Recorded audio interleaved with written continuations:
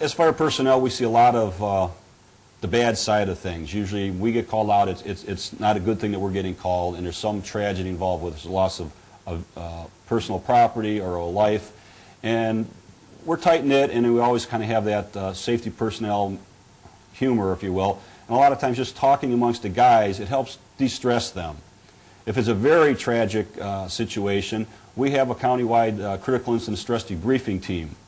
And they're trained professionals that, not all of them are psychologists or that, but they know how to work with especially police, fire, and EMS personnel to get us to talk about it so we don't go home and have issues later on that day, that night. You know, a lot of times they can't sleep after a major incident or something's really bad.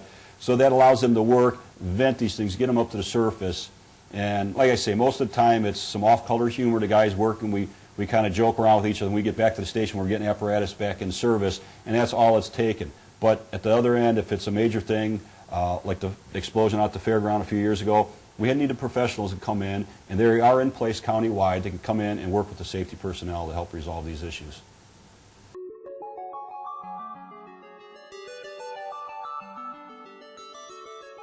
It's kind of the old standing joke that we run into the things that most people run away from. You know, a house fully involved or a chemical incident, but that's what all the training has provided us. We seem to get a lot of A-type personalities here to start with. That we like this kind of work. We're driven by it, and then they're provided. Almost 98% of my firemen are the 240, they call it, a professional level trained, which is above and beyond most the state requirements, and most of the part-time departments, our volunteer departments, are here in the county. But we're preparing our guys.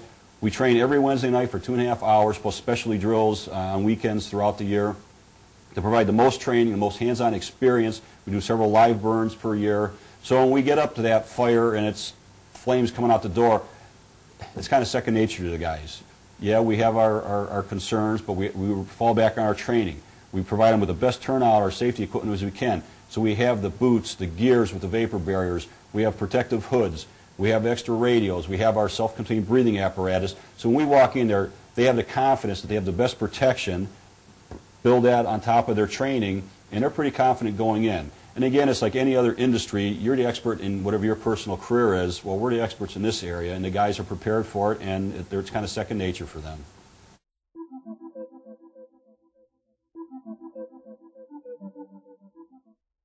In the Medina Fire Department, we are getting busier, and we cover a large area. We not only cover the city itself, who has about 26,000 residents, we also provide fire protection for Montville Township. And I believe there are about another 6,000 or 8,000 people, and don't quote me, but I want to say another 14 or 16 square miles. So it's a big area that we cover. Again, all three of them are covered from the 3 stations which are in the city, so sometimes the south end of Montville is a little bit of a ride for us. But as the populations increase, the city's almost built up, but Montville's definitely growing yet. So the number of runs, more people you get, statistically, the more incidents they're going to have. So every year our number of runs are going up. We're on pace right now to break 1,000 runs for this year. And that's strictly fire. EMS is provided by the hospital, so that's strictly fire response. So it's getting busier. Some of the fires are getting bigger. I mean, we have a large industrial area, which most areas in the county don't have. So we have the hazardous materials incidents, plus the industrial accidents that we get called in on also. So it's going to be a busy year for the fire department.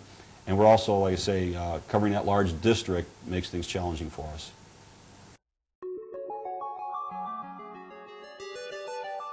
The fire department is prepared to the best of our abilities, but at some point everyone has to take personal responsibility for their own safety and their own residents and their families. If they ever have questions, by all means call the department. Myself or the public educator will sit down and we'll spend some time with them. But they need to have a plan. The first thing they have to do is have smoke detectors and carbon monoxide detectors. Change the batteries twice a year, make sure they're working, make sure they're tested, make sure people are recognize the sounds they make. A lot of the video games now, they make similar sounds and the kids have the volumes turned up, they kind of ignore it, especially if there's not one on every floor. And if the one upstairs is going off, they don't hear it in the basement, so it could be an issue. They have to have an exit drill. They have one that they've had out for years, Edith, emergency drills in the home. It's just a plan. Everyone needs to know what to do. If there's a fire in this part of the house, here's our exit. Here's where we're going to meet. Here's who's going to call 911. it helps us a lot when we get on scene. If the family's sitting in the front yard, which is kind of where we recommend they go, we're all here, we're all accounted for. The biggest part of my job is over. Life safety is handled. Now we can focus on the fire. If we get there and you're at the neighbor's house, you got in your car and drove away or wherever, now we're wondering who's in the house, where's the family, how many are there. Now we're focused on rescue and searching that home. So the fire, we're going to extinguish it a little bit, but we're going to be primarily focused on getting in and looking for anybody that may be in there. So as I say, it's your responsibility. Get these tools. Have a fire extinguisher, have your smoke detectors in place, practice with them, do a monthly test on them, change the batteries twice a year, and then work with your family so everybody knows where we're going to meet. You may not be home when that happens, and your teenage son or that will have to be home alone, but you'll have the peace of mind that they know where to go with trained. They're in the front yard, they know how to call 911, and they've done their part, and then we can come in and do our part. When we arrive on scene, we'll do a quick size up. First off, we're going to look, and hopefully they've practiced their fire drills at home, and we're going to find if there's any residents. They're in the front yard, so we can account for them. If they're not there, we're going to have to do a systematic search of that house. And depending on the time of the day, if a fire breaks out at night, most people are going to be upstairs in their bedrooms. During the day, there may not be anyone home. So we're going to balance these factors in. But the personnel is going to start searching close to the fire as possible and above the fire, because fire goes up and out. And we may actually not even go in the front door. We may ladder the building, get in the second floor, and execute our searches.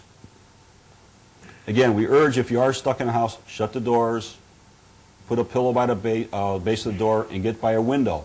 These things help us. It curtails the smoke for you and helps us locate you much quicker. Hiding, it's common with children that hide under beds, hide in closets. That slows down our process. So we know when we get to a children's room, by the way it's decorated or that, we will be searching under the beds, in the closets more thoroughly. Our personnel will go through, and if we're not accounted for when we get there, we'll do a whole search.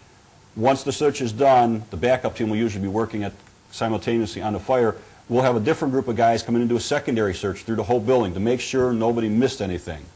And so it's very important, if you're on scene at your house, to let the fire department know who's accounted for and who's not, and where you may think they are if they're still in the house. That just saves our time and cuts down on the response time for us.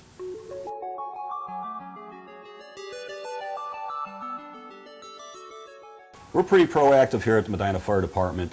The state, because it's a volunteer department, only requires 36 hours of basic fire training to be a volunteer firefighter.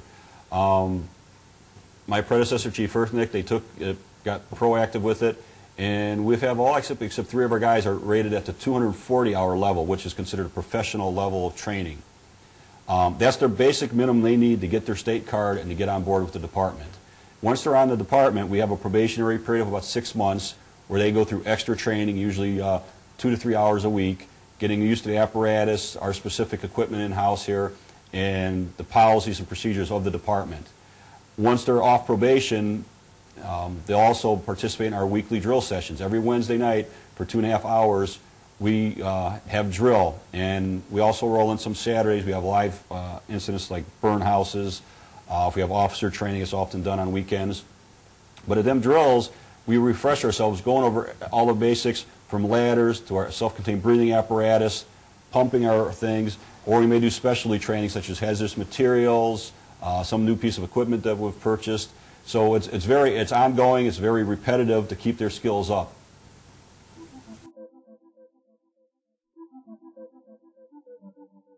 Special situations that may come up, hazardous materials, we have a countywide hazardous materials team.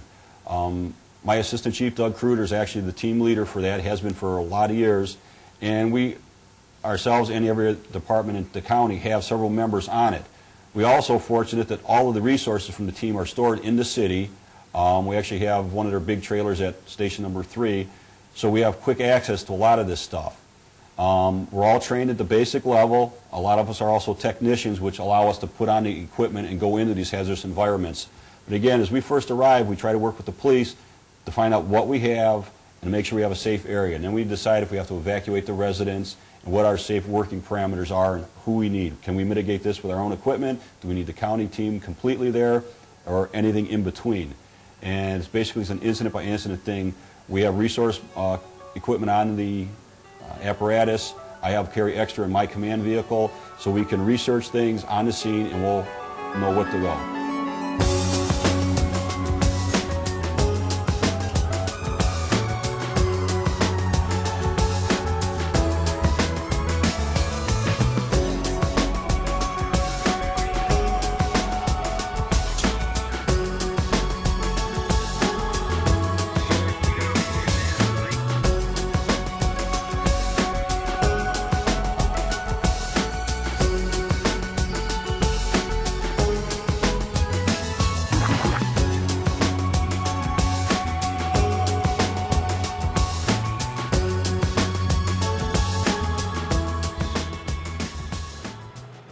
I'm Bob Painter. I'm the Fire Chief of Medina City Fire Department, and it's been a joyful first year for me, and I love serving the community, and I'm very proud of the personnel we have, and I know all the members are proud to serve the community.